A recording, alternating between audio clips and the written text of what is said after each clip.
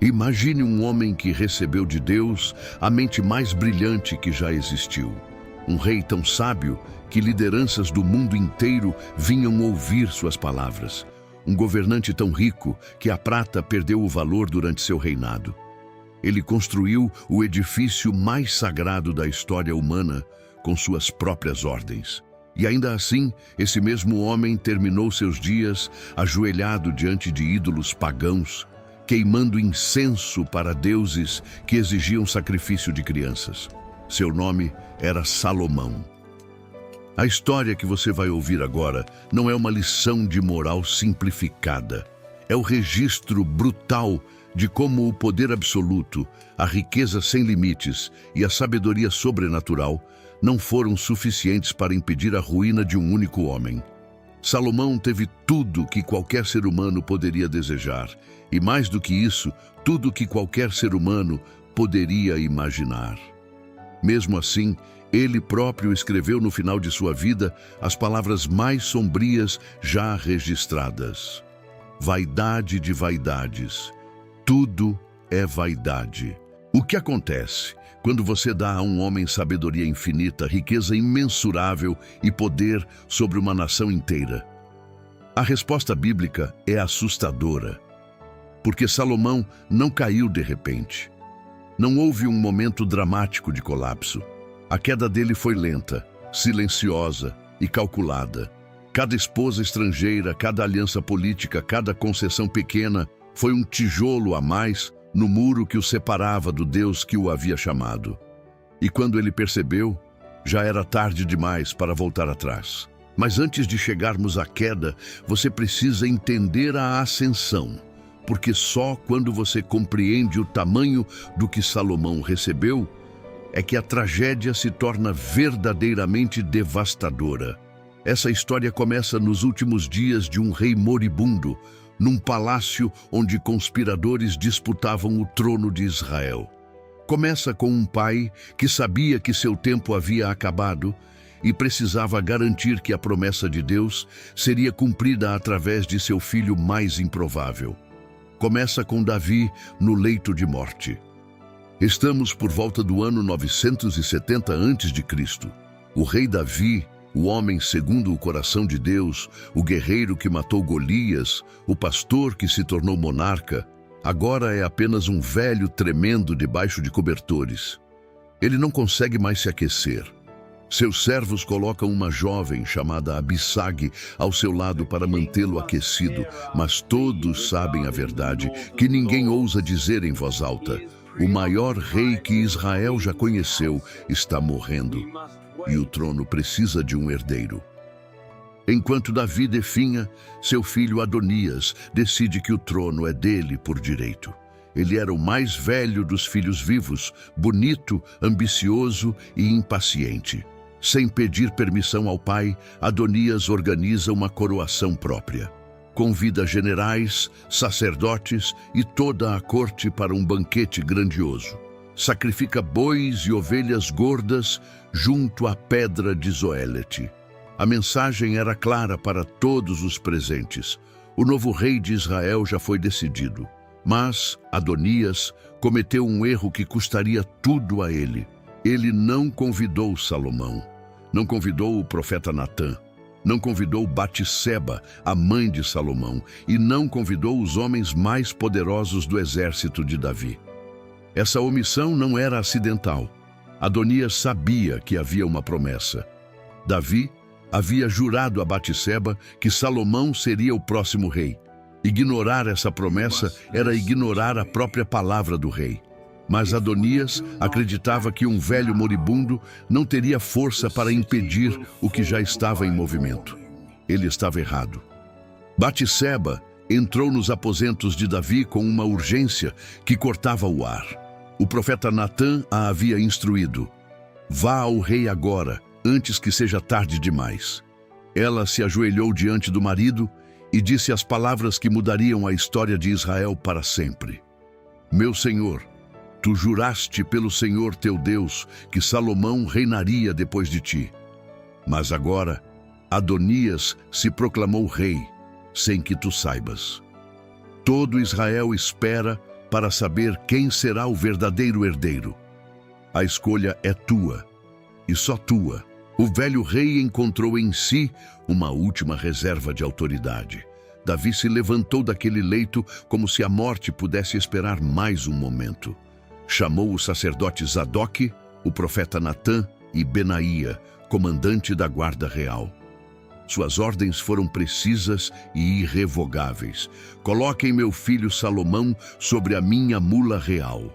Levem-no a Giom. Lá o sacerdote Zadok e o profeta Natã o ungirão como rei sobre Israel. Toquem a trombeta e gritem: viva o rei Salomão! Façam isso agora. O som da trombeta em Giom ecoou por toda Jerusalém como um trovão.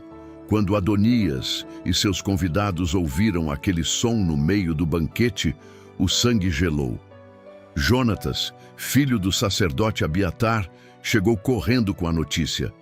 Salomão foi ungido rei. O próprio Davi ordenou: o povo inteiro está gritando seu nome pelas ruas. O trono não é mais seu, Adonias. Nunca foi.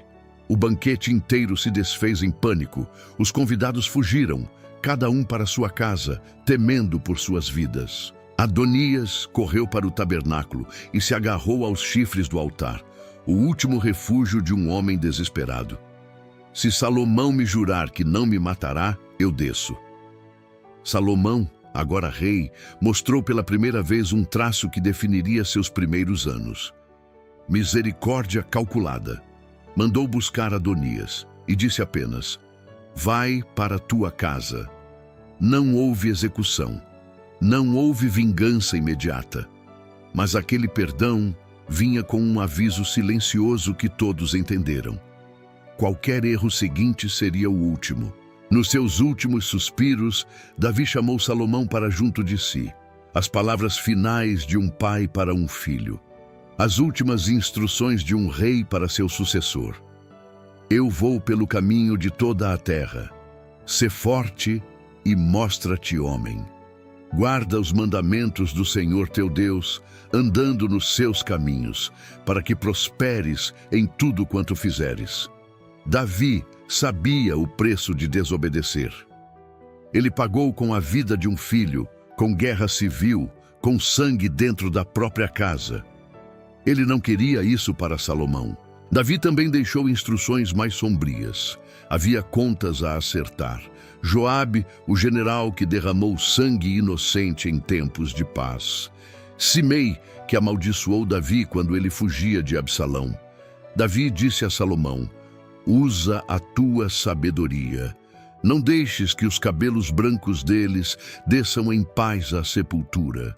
Eram instruções de um homem que conhecia as consequências de deixar inimigos vivos por piedade. E então Davi, o pastor, guerreiro e rei, dormiu com seus pais e foi sepultado na cidade de Davi.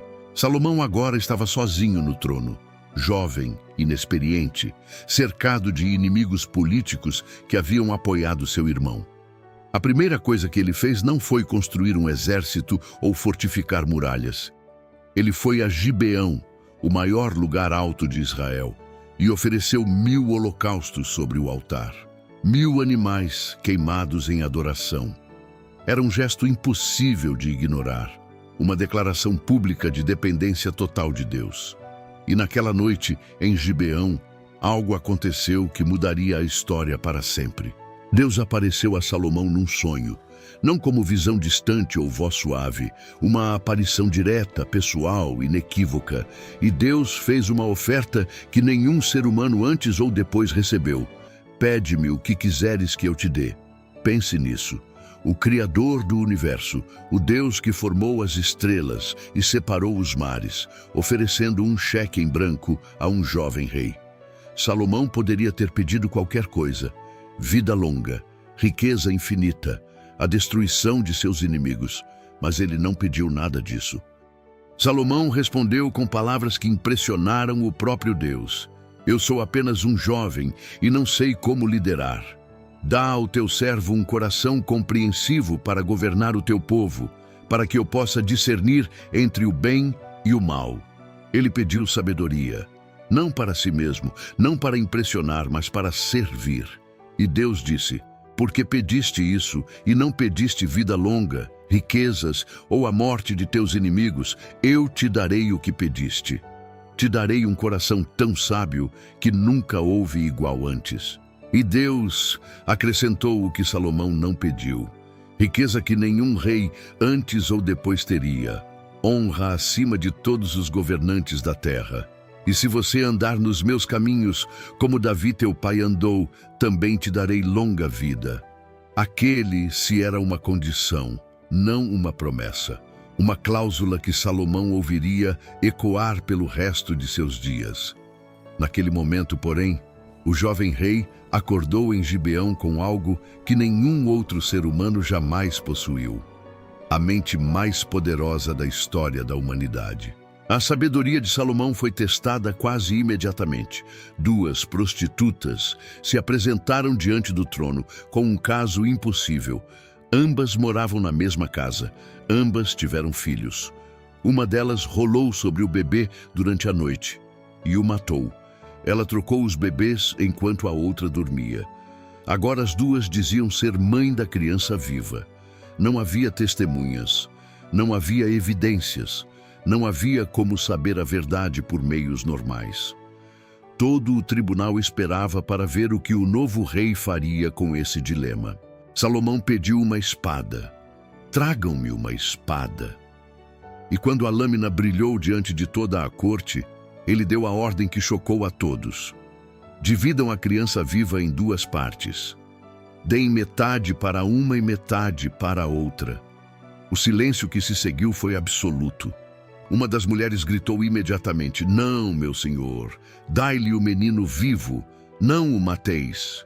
A outra disse friamente: "Não será nem meu nem teu, dividi-o." Salomão apontou para a primeira: "Dai-lhe a criança, ela é a verdadeira mãe." A notícia se espalhou por todo Israel como fogo em palha seca. O povo ouviu o julgamento que o rei dera e temeu o rei, porque viram que a sabedoria de Deus estava nele para fazer justiça. Não era apenas inteligência, era algo sobrenatural, algo que ia além da capacidade humana de raciocinar. E esse foi apenas o começo.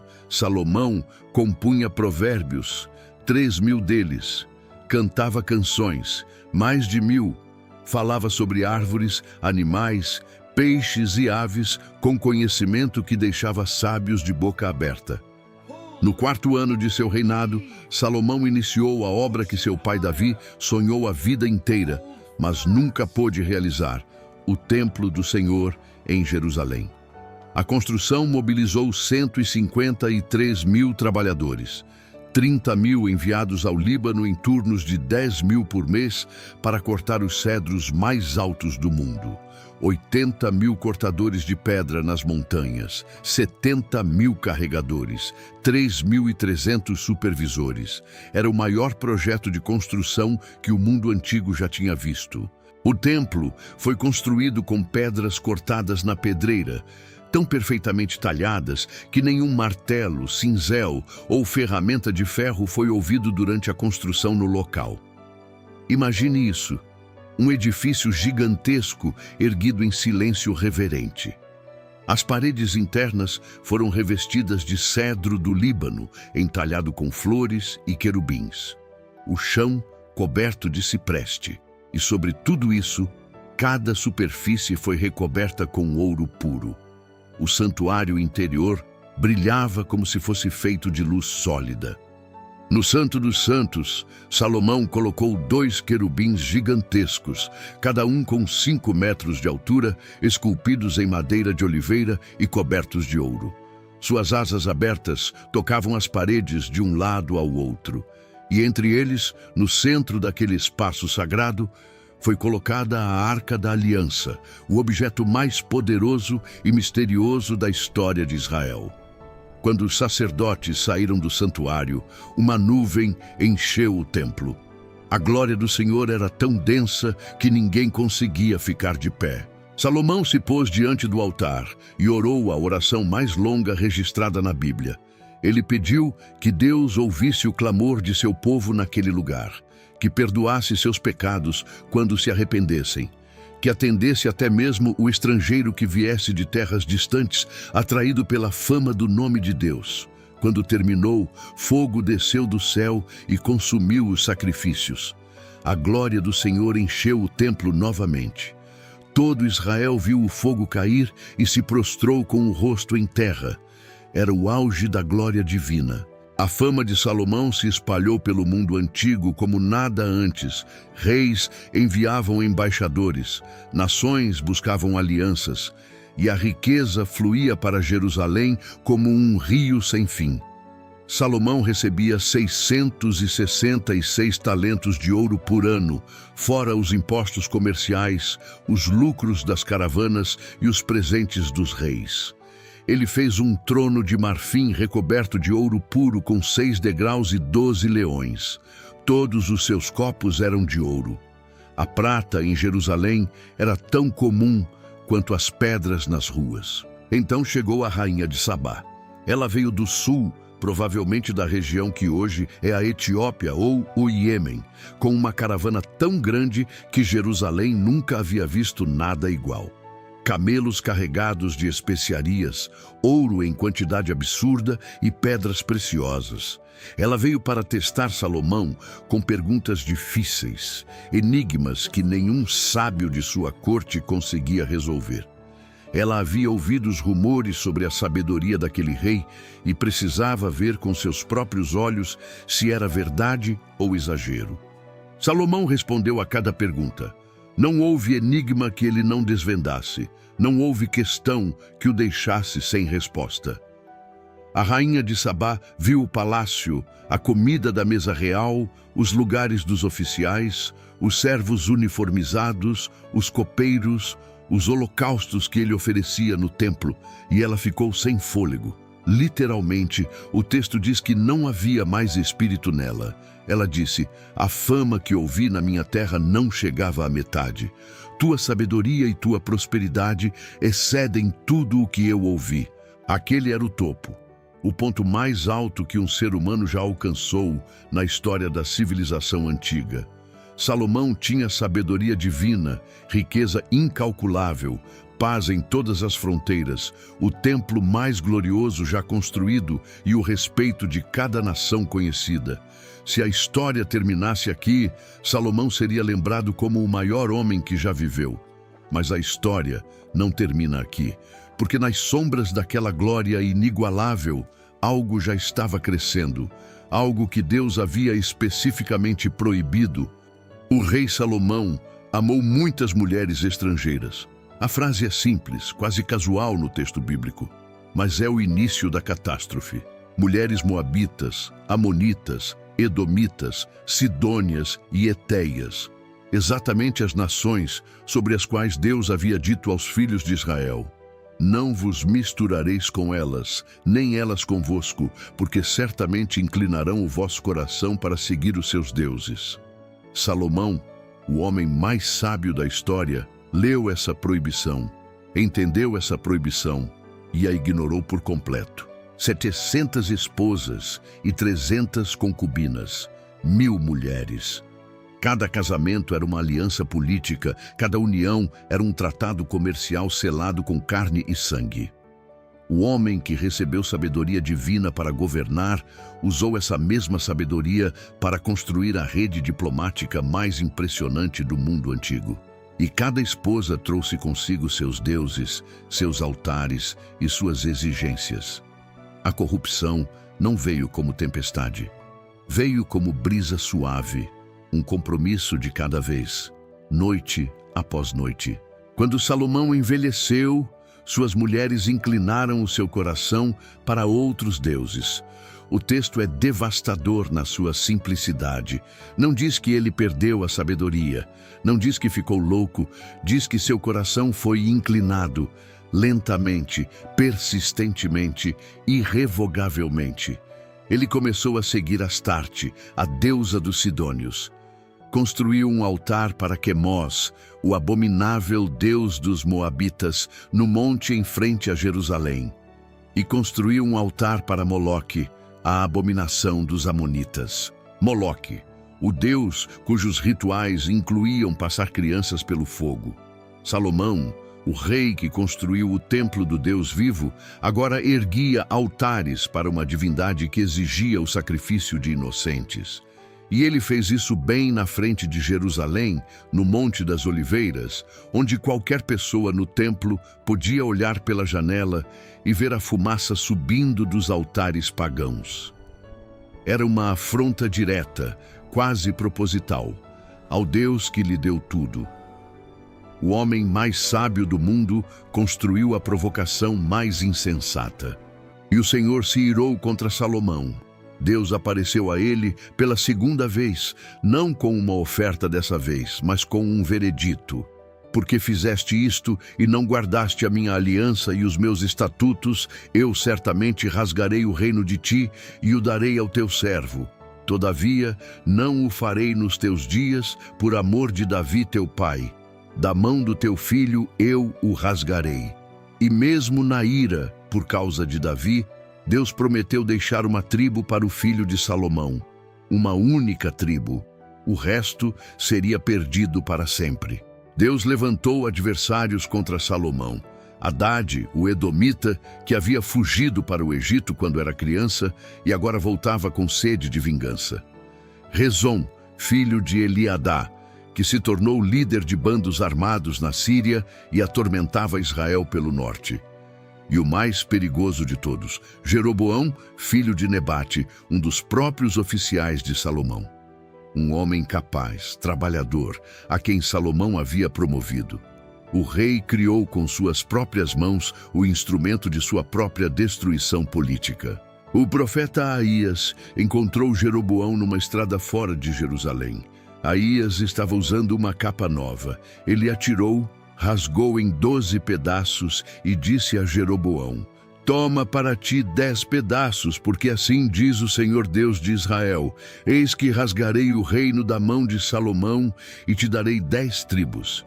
A profecia era irrevogável. O reino unido que Davi construiu e Salomão glorificou seria despedaçado como aquela capa. Quando Salomão soube, tentou matar Jeroboão, mas Jeroboão fugiu para o Egito e esperou. Pense no que aconteceu aqui. Salomão, o homem que pediu sabedoria em vez de poder, agora tentava assassinar um profeta ungido por Deus. O rei que julgou com justiça sobrenatural agora agia por medo e desespero. O construtor do templo agora queimava incenso para Moloque. A transformação é tão completa que parece impossível. Como alguém muda tanto? A resposta bíblica é terrível na sua honestidade. Não foi uma mudança súbita. Foi a erosão de 40 anos de pequenos compromissos acumulados. Salomão reinou 40 anos sobre Israel. 40 anos de glória crescente, seguidos de declínio espiritual. O texto bíblico registra sua morte com uma brevidade que contrasta dolorosamente com as páginas e páginas dedicadas à sua sabedoria e suas construções. Salomão dormiu com seus pais e foi sepultado na cidade de Davi. E Roboão, seu filho, reinou em seu lugar, sem elogios, sem epitáfio grandioso. O homem mais sábio da história recebeu uma despedida de 2 linhas frias e protocolares. Então veio a consequência. Roboão, o filho de Salomão, quando as tribos do norte pediram alívio dos impostos brutais, respondeu com arrogância juvenil: Meu pai vos castigou com chicotes, eu vos castigarei com escorpiões. As 10 tribos do norte se separaram naquele dia. Jeroboão voltou do Egito e se tornou rei de Israel, exatamente como o profeta havia dito. O reino unido de Davi e Salomão foi despedaçado em 2 e nunca mais seria reunido. A profecia se cumpriu até a última letra.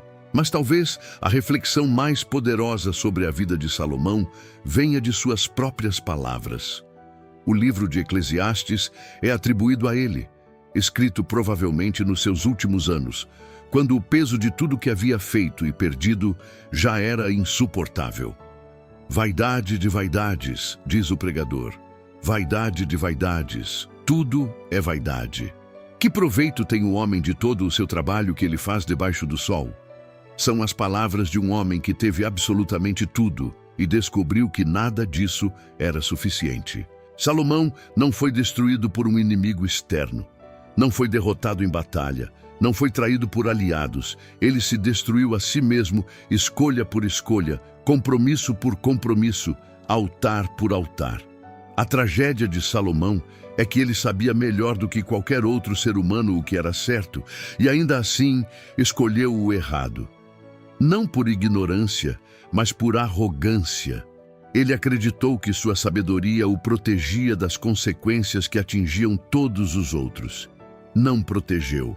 O legado de Salomão é um aviso gravado em ouro e sangue. Sabedoria sem obediência é apenas inteligência desperdiçada. Riqueza sem propósito é apenas acúmulo vazio. Poder sem limites é apenas tirania disfarçada. Ele construiu o templo mais glorioso da história, mas não conseguiu manter o próprio coração como santuário. Ele julgou entre duas mães com justiça perfeita, mas não soube julgar suas próprias decisões. E no final, o homem mais sábio do mundo provou que conhecimento não salva ninguém. Se Salomão estivesse diante de você agora, com toda a sabedoria que Deus lhe deu, ele provavelmente diria o que já escreveu. Teme a Deus e guarda os seus mandamentos, porque isso é o dever de todo homem. São as últimas palavras de Eclesiastes. O conselho final de alguém que experimentou tudo e perdeu quase tudo. No próximo episódio dessa série, veremos outro rei que caiu de alturas ainda mais insanas. Nabucodonosor, o imperador que enlouqueceu e comeu capim como animal. Até lá!